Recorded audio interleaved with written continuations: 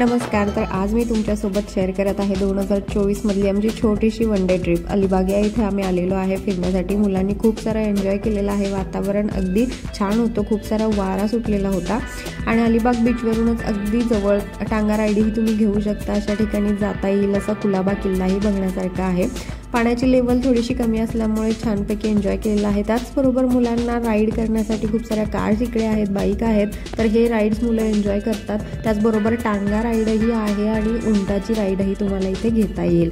बीचवरती खूप एन्जॉय करता येईल आणि पाण्याची लेवल तशी थोडी कमीच होती। कुलाबा किल्लाही तुम्ही एन्जॉय करू शकता। त्याचबरोबर इथून जवळपास असणारे खूप सारे बीचेस तुम्ही एन्जॉय करू शकता। 60 ते 70 किलोमीटर अंतरापर्यंत जाऊन येता येण्यासारखा मुरुड जंजिरा किल्लाही तुम्ही एन्जॉय करू शकता आणि त्याचबरोबर चौपाटीही एन्जॉय करू शकता। खूप सारे टेस्टी स्नॅक्स एन्जॉय करू शकता आणि इंद्रनील बघताय तुम्ही। या राईड केल्यानंतर तो या गाडीतून उतरायलाच तयार नव्हता, कसा बसा त्याला पकडून आम्ही दुसऱ्या ठिकाणी नेलेलं होतं। बीच सेटही खरेदी केलेला होता, पण अलिबाग बीचवरची वाळू थोडीशी ओली असल्यामुळे इथे बीच सेटचा फारसा काही उपयोग नाही झालेला। आम्ही बीच सेट खरेदी करून रिटर्न आलेलो आहे। तर अशा प्रकारची ही आमची छोटीशी अगदी धावती अलिबाग भेट झालेली आहे।